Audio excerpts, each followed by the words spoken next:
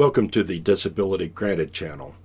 I'm going to tell you a provocative story about an idealistic young social worker who contemplated quitting her job when she ran into typical SSI foolishness. If you were in her shoes, what would you have done? Isolina, that was her name. Isolina was a perky, young, dark-haired, brown-eyed Latina social worker. She recently graduated from college and accepted a social worker position with the county. Part of her job was to help impoverished people receive social benefits, including Supplemental Security Income, SSI. It gave her a sense of purpose and meaning. Isolina lived in a two-bedroom apartment with a fellow social worker, Carolyn. They got along well. Yesterday evening, Carolyn was surprised when Isolina came home late, sad and distressed. She opened the door and welcomed home her younger apartment mate, ACEY, that was Isolina's nickname. "ACEY, did you have a rough day, honey?" Isolina didn't answer. She rushed to the living room couch, sank into the cushions, and without a word, she buried her face deep into the palms of her hands. The young social worker sobbed. A quick tear streaked down her cheek, something Carolyn almost didn't notice.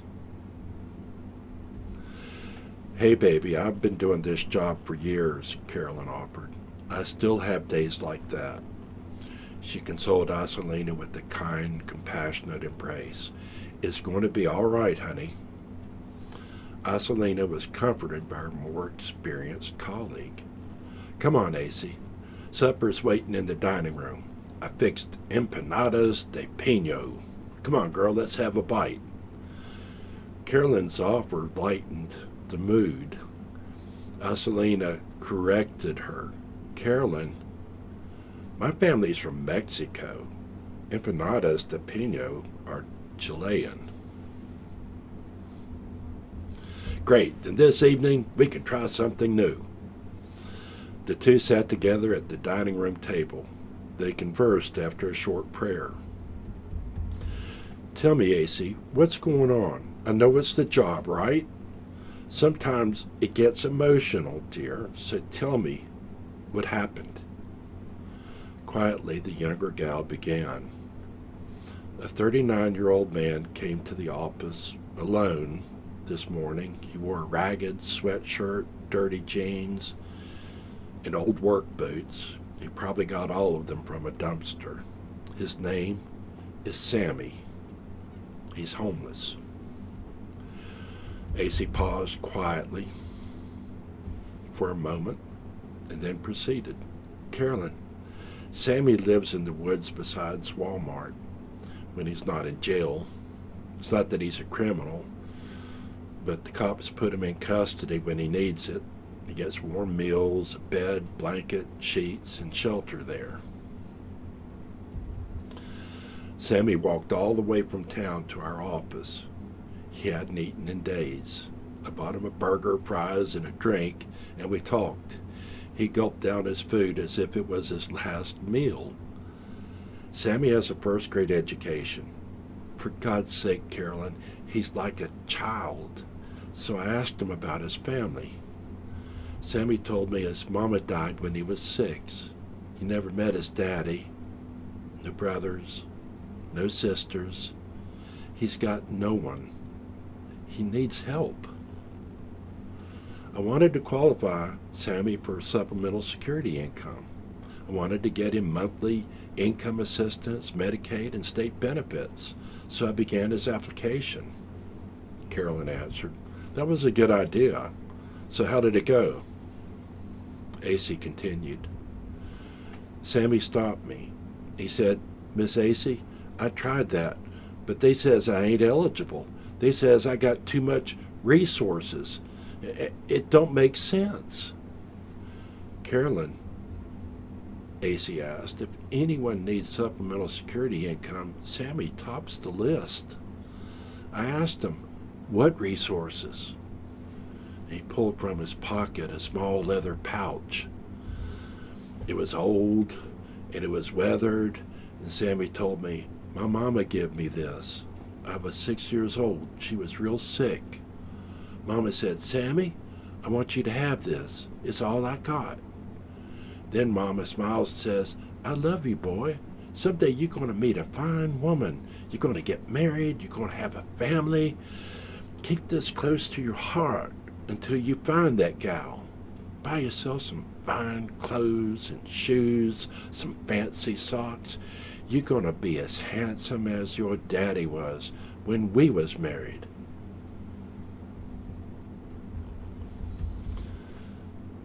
Sammy said that was her last smile. She passed that night. From what I gather, he didn't handle her death well. I think the shock of his mama's passing broke him. Sammy still has the mind of a 6-year-old. Carolyn nodded her understanding.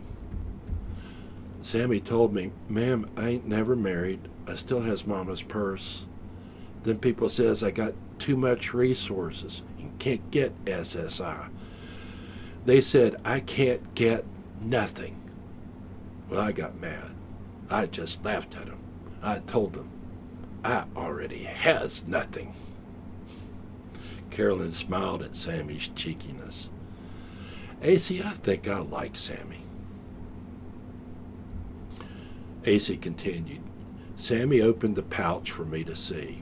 His mother gave him a coin. It was 1 1/2 ounces of gold. I looked it up. It's not a collector's item, but it's almost pure gold, 0.9999. That's as close as you get. When his mama gave it to him in 1989, gold was worth $362 an ounce, so the coin was worth $543. The older social worker nodded. That would have bought Johnny some nice threads and a couple of pairs of dress shoes back then. AC continued. SSI said Sammy's coin was income the month when his mama gave it to him. They said the following month it became a resource, and it's been a resource ever since. Carolyn replied, yeah, they call that the 1 month rule. SSI has a rule for everything. They have rules for other rules. Well, SSI's resource limit back in 1989 was $2,000 for an individual. So the coin didn't disqualify Sammy from SSI when he got it. AC dear, I've been doing this for a while, but how does this coin make Sammy ineligible for SSI now? It was worth $543 when he got it. By law, SSI benefits are adjusted every year for cost of living increases. So I figure Sammy's coin is worth, what, $1,350 by now? So what's the problem? Carolyn, his coin's worth more than that. I checked. Gold's value has outpaced inflation. Now it sells for $1,976 an ounce. Sammy's coin is nearly worth $3,000 now. Carolyn was surprised, puzzled. AC, someone's made a mistake. By law, SSI benefits are adjusted every year for cost of living increases. Everybody knows that. Resource limits were $2,000 for an individual in 1989 when Sammy's mama gave him the coin.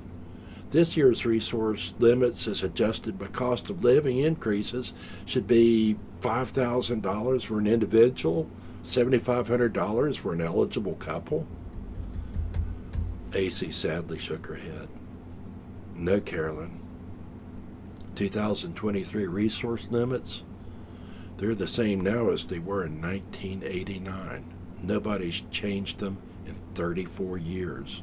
No one adjusted them for cost of living increases. No one. Because of that, Sammy is ineligible for SSI. AC continued. Sammy's benefit stopped. He's ineligible now because the value of his coin exceeds $2,000.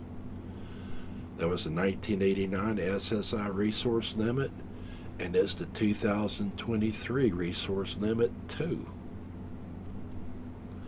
Carolyn was visibly upset. Let me understand this, AC. Social Security is supposed to adjust SSI benefits every year with cost of living adjustments so that inflation doesn't eat up people's benefits.